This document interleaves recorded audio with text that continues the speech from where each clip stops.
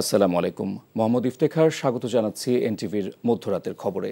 Ground cement শিরোনাম দেখছিলেন, এবার চলে যাব পুরো খবরে। পতিত শক্তি গণ্ডগোল লাগিয়ে নির্বাচনের আয়োজনকে ভণ্ডুল করার অপচেষ্টা করছে অভিযোগ করে প্রধান উপদেষ্টা অধ্যাপক ডক্টর মোহাম্মদ ইউনূস তা প্রতিহত করতে ফ্যাসিবাদ বিরোধী সকল শক্তিকে ঐক্যবদ্ধ থাকার আহ্বান জানিয়েছেন।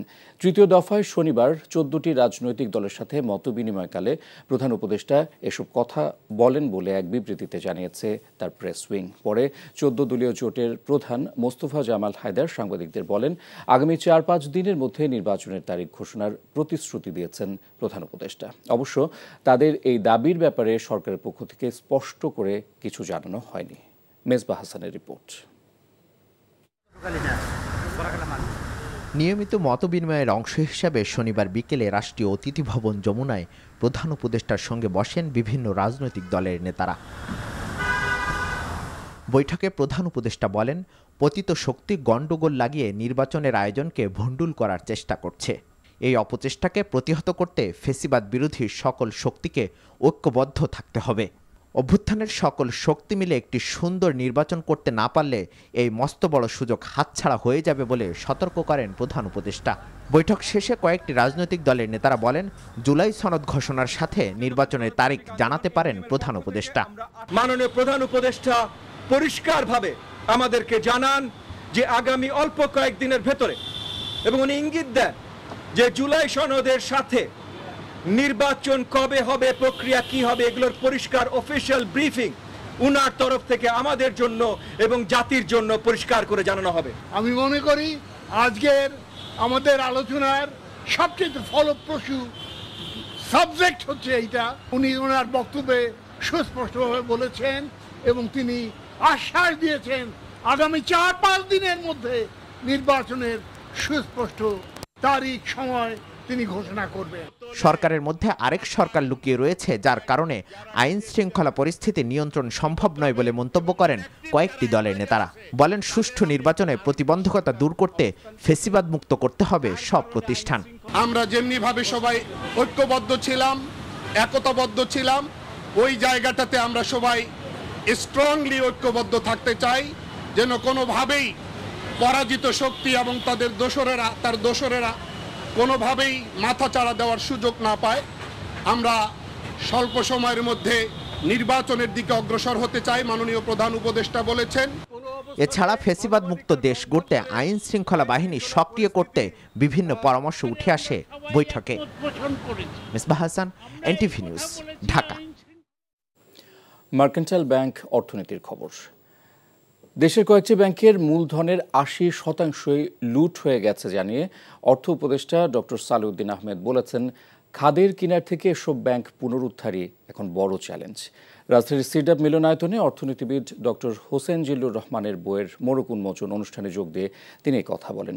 একই অনুষ্ঠানে বিএনপির মহাসচিব মির্জা ফখরুল ইসলাম আলমগীর অভিযোগ করেন, স্বৈরাচার সরকারের তুলনায় বর্তমানে ব্যবসায়ীরা 5 গুণ বেশি ঘুষ দিতে বাধ্য হচ্ছেন। আরও জানাচ্ছেন সেলিম মালিক। অর্থনীতি, শাসন ও ক্ষমতা, এই তিনের মধ্যে কি ধরনের সম্পর্ক, সমাজে এর প্রভাবই বা কেমন, এ নিয়ে প্রখ্যাত অর্থনীতিবিদ ও সাবেক তত্ত্বাবধায়ক সরকারের উপদেষ্টা ডক্টর হোসেন জিল্লুর রহমানের রচিত বইয়ের মোড়ক উন্মোচন ও আলোচনা সভা। বইয়ের লেখক হোসেন জিল্লুর বলেন, দেশের গণতন্ত্রের মডেল কলুষিত, উন্নয়নের স্বার্থেই দেশকে গণতন্ত্রের পথে নিয়ে যেতে হবে। ক্ষমতার একটা কলুষিত মডেল, এটাকেও কিন্তু বিতাড়িত করতে হবে। অর্থ উপদেষ্টা ডক্টর সালেউদ্দিন আহমেদ স্বীকার করেন, অর্থনীতি এখন সংকটের মধ্যে রয়েছে।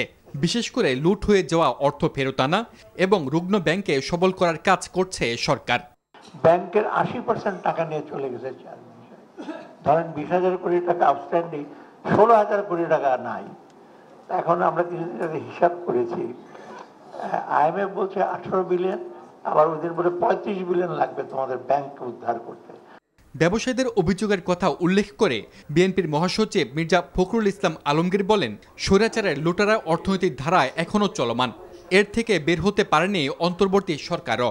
গতকালই একজন বড় ব্যবসায়ী আমার সঙ্গে দেখা কথা হলো, তিনি বলছিলেন যে আগে ঘুষ দিতাম 1 লাখ টাকা, এখন দিই 5 লাখ টাকা। পুলিশের কোনো পরিবর্তনই হয়, বরঞ্চ তারা আরো সুযোগ নিয়ে যে একবার বলে যে মিলিটারির কাছে যাও, আরেকবার বলে যে কোর্টে যাও। অন্যান্য বক্তারা বলেন, শেখ হাসিনা ও তার দোসরদের একক নিয়ন্ত্রণে ছিল দেশের অর্থনীতি। লুটেরা অর্থনৈতিক সংস্কার না হলে টেকসই উন্নয়ন কঠিন হবে। সিঙ্গাপুর এখন তাদের স্বাধীনতার 60 বছর উদযাপন করছে, আমরাও কিন্তু 54 বছরে পদার্পণ করেছি, কিন্তু দেখেন তাদের মাথাপিছু আয় প্রায় $94,000, আর আমাদের মাথাপিছু আয় ইনফ্লেটেড ধরে নিল 3,000, সেটাও যদি ধরে নেই তাহলে কোথায় আছি আমরা? সেলিম মালিক, এনটিভি নিউজ, ঢাকা। নির্বাচন ঘিরে সামাজিক যোগাযোগ মাধ্যমে ভুল তথ্য ও কৃত্রিম বুদ্ধিমত্তার অপব্যবহার রোধে নির্বাচন কমিশন কাজ করছে বলে জানিয়েছেন প্রধান নির্বাচন কমিশনার এম নাসির উদ্দিন। শনিবার সকালে খুলনা অঞ্চলের নির্বাচন কর্মকর্তাদের সাথে বৈঠকের শুরুতে সাংবাদিকদের কাছে তিনি একথা বলেন। সিইসি বলেন, স্বচ্ছতা ও জবাবদিহিতা নিশ্চিত করে একটি সুষ্ঠু নির্বাচন উপহার দিতে চায় কমিশন। এআই হুমকি নিয়ে সিইসি বলেন, জাতীয় সংসদ নির্বাচনে কৃত্রিম বুদ্ধিমত্তা একটি বড় চ্যালেঞ্জ। নির্বাচনকে প্রভাবিত করতে যে কোনো প্রযুক্তি নির্ভর হস্তক্ষেপ রোধে সতর্ক রয়েছে কমিশন। অনুষ্ঠানে জেলা নির্বাচন কর্মকর্তারা উপস্থিত ছিলেন।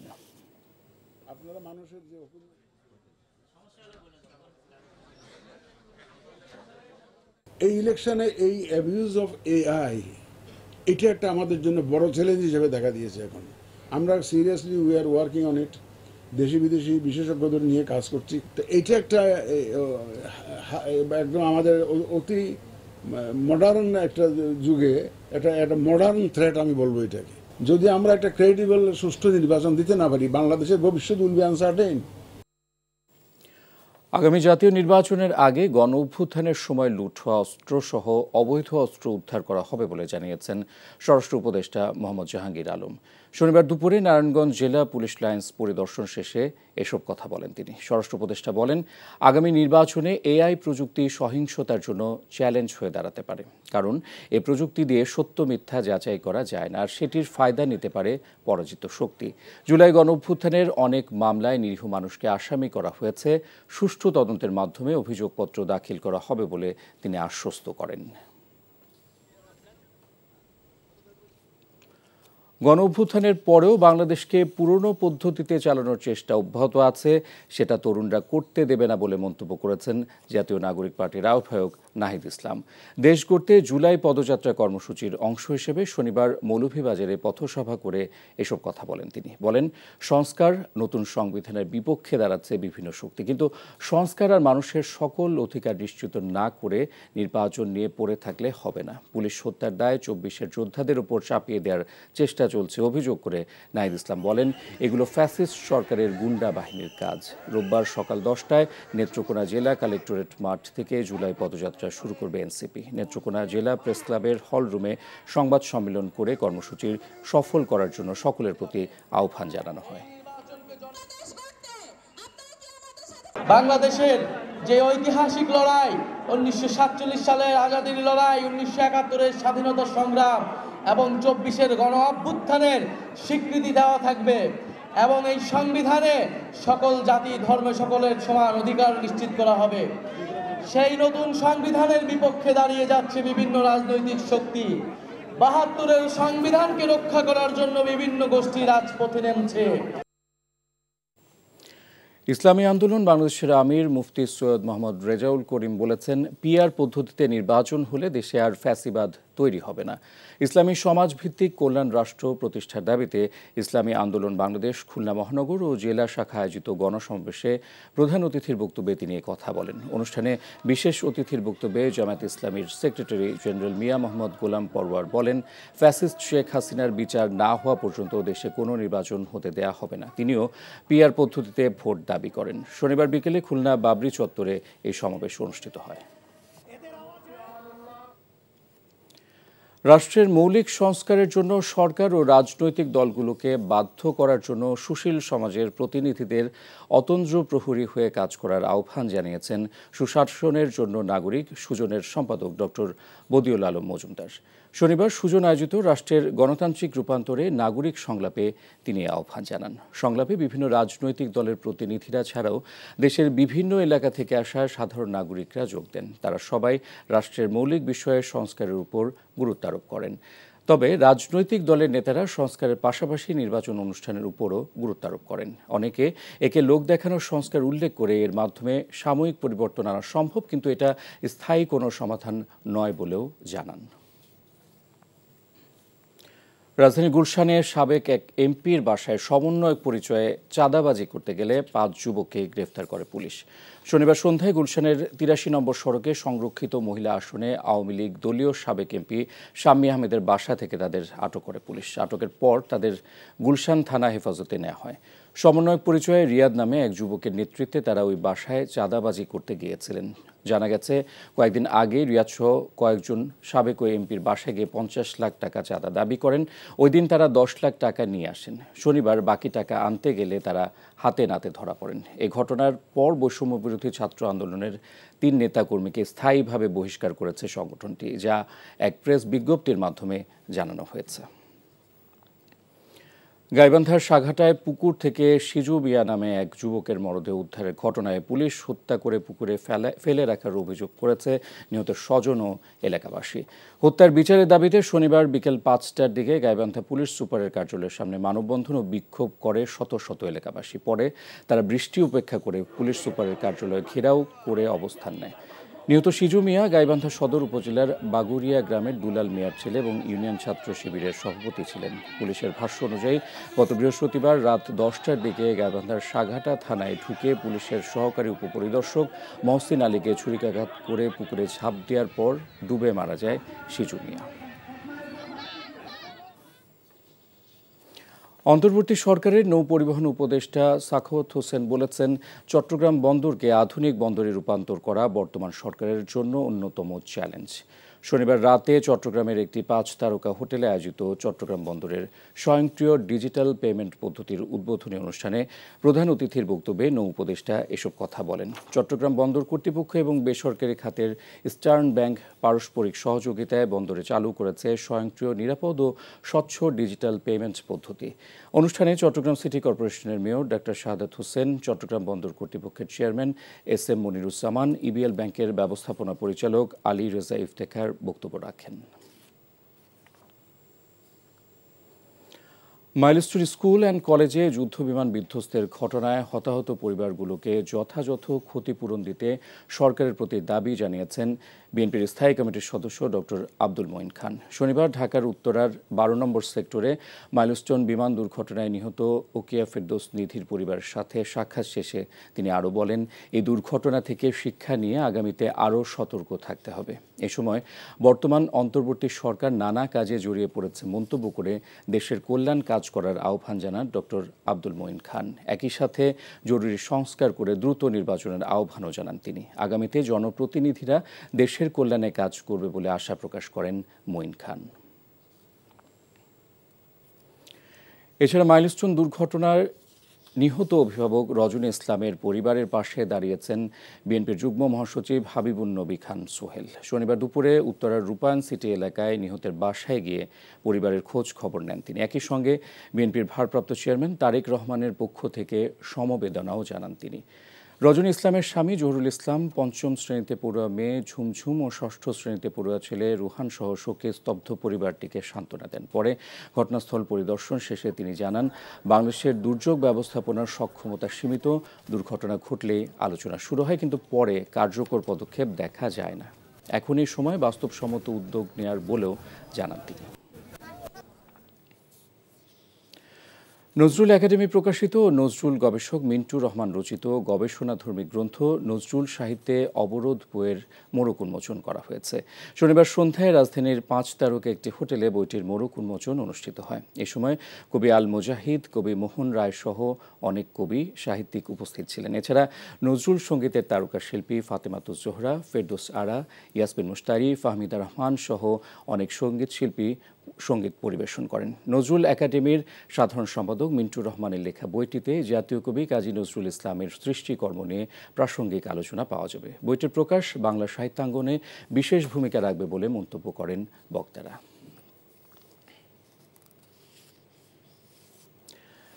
20তম বাংলাদেশ অ্যাস্ট্রো অলিম্পিয়াডের জাতীয় পর্যায়ের চূড়ান্ত বাছাই পর্বের সমাপনী অনুষ্ঠিত হয়েছে।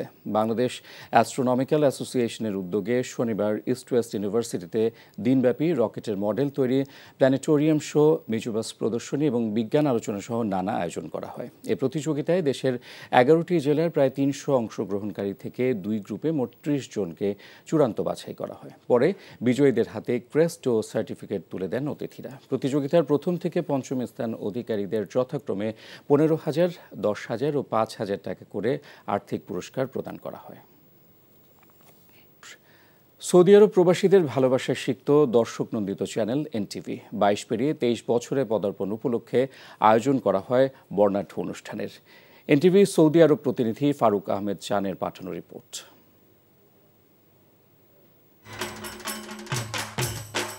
প্রবাসী বাংলাদেশিদের পছন্দের শীর্ষে থাকা এনটিভির 23 বছরে পদার্পণ উপলক্ষে বর্ণিল অনুষ্ঠানের আয়োজন করে সৌদি আরবের রিয়াদ এনটিভি দর্শক ফোরাম। প্রতিষ্ঠা বার্ষিক ছাড়াও ছিল রিয়াদে এনটিভির নিয়মিত আয়োজন প্রবাস বিনোদন পর্ব 26। বরাবরের মতো এই আয়োজনে মিডিয়া পার্টনার ছিল রিয়াদের বাতা সানসিটি মেডিকেল সেন্টার, রিয়াদের সাকর ফিটনেস, আমিয়াল group, new Asian restaurant, Riyadh food house, online portal আলোচিত বার্তা, ফয়সাল সিসিটিভি ও নোভা এন্টারপ্রাইজ। এনটিভির সৌদি আরব প্রতিনিধি ফারুক আহমেদ চানের সঞ্চালনায় অনুষ্ঠানের সভাপতিত্ব করেন এনটিভি দর্শক ফোরামের সাধারণ সম্পাদক ব্যবসায়ী আলী আহসান কিরণ। প্রধান অতিথি ছিলেন রিয়াদের বাতা সানসিটি মেডিকেলের এমডি আবদুল্লাহ আল মামুন। বিশেষ অতিথি ছিলেন রিয়াদের আমিয়াল গ্রুপের চেয়ারম্যান ইঞ্জিনিয়ার ইয়াসিন মিয়া, এনটিভি দর্শক ফোরামের রিয়াদ মহানগর সভাপতি ব্যবসায়ী স্বপন হাওলাদার, রাজনীতিবিদ হারুনুর রশিদ তালুকদার, ফয়সাল সিসিটিভির এমডি মোহাম্মদ ফয়সাল। এনটিভির বস্তুনিষ্ঠ সংবাদ ও বিনোদনমূলক অনুষ্ঠানের প্রশংসা করেন তারা। এনটিভি গণমানুষের কথা বলে, বাংলাদেশের ঐতিহ্য সংস্কৃতি বিদেশে তুলে ধরার জন্য ব্যাপক ভূমিকা পালন করে। প্রবাসের মাটিতে এতটুকু এগিয়ে আসছি। প্রতি বছর আমরা এনটিভির পক্ষ থেকে 2-3টা অনুষ্ঠান করে, বিভিন্ন দিবসে 2-3টা অনুষ্ঠান করে সবাইকে বিনোদন দেওয়ার চেষ্টা করি। মোসাদ্দেক আলী পালু ভাইকে আমরা সবাই আমাদের অন্তঃস্থল থেকে ধন্যবাদ জানাচ্ছি, কারণ এমন একটি টেলিভিশন জাতিকে উপহার দিয়ে সত্য এবং ন্যায়ের পক্ষে কথা বলার সুযোগ করে দিয়ে, আমাদেরকে সঠিক তথ্য জানার সুযোগ করে দিয়ে উনি আমাদের এই বাংলাদেশি জাতিগোষ্ঠী যে উপকার করেছে, সেজন্য আমরা ওনাকে রিয়াদ থেকে ধন্যবাদ জানাই। জেদ্দা থেকে, দাম্মাম থেকে, বিভিন্ন ডিস্ট্রিক্ট থেকে লোকজন এসেছে, নৃত্যশিল্পীরা এসেছে, অনেক ভালো ব্যবসায়ী আমাদের আমিয়াল গ্রুপের থেকে। এনটিভিকে অনেক ধন্যবাদ। আপনারা সবসময় আমাদের পাশে থাকবেন, যাতে আমরা ভবিষ্যতে আরও সুন্দর সুন্দর অনুষ্ঠান আপনাদেরকে উপহার দিতে পারি। সাংবাদিক ফোরামের নেতা জাহাঙ্গীর আলম হৃদয়ের পরিচালনায় সাংস্কৃতিক পর্ব মাতিয়ে রাখেন দেশ ও প্রবাসীর বিশিষ্ট শিল্পীরা। আমি আমার বাংলাদেশের, আমার মাতৃভূমির গান সংস্কৃতি তুলে ধরতে পেরে আমি অনেক গর্ববোধ করি। আশা করি আপনারা সবাই এনটিভির জন্য দোয়া করবেন। যুগ যুগ ধরে বেঁচে থাকুক এনটিভি, আর যুগ যুগ ধরে আমরাও গান গাইতে পারি। 23 বছরে পদার্পণ উপলক্ষে এনটিভির জন্য রইল অনেক অনেক শুভেচ্ছা, ভালোবাসা। এনটিভির প্রতিষ্ঠা বার্ষিকীর অনুষ্ঠানটি সৌদি আরব প্রবাসীদের মিলন মেলায় পরিণত হয়। NTV international desk. আর এই ছিল মধ্যরাতের খবর। এই খবরের ভিডিও শো আপডেট জানতে ভিজিট করুন এনটিভি অনলাইন www.ntvbd.com। এছাড়াও এনটিভির জনপ্রিয় সব অনুষ্ঠান ও খবরের আপডেট জানতে ভিজিট করুন আমাদের ইউটিউব ও ভেরিফাইড ফেসবুক পেজ। ধন্যবাদ সবাইকে, শুভরাত্রি।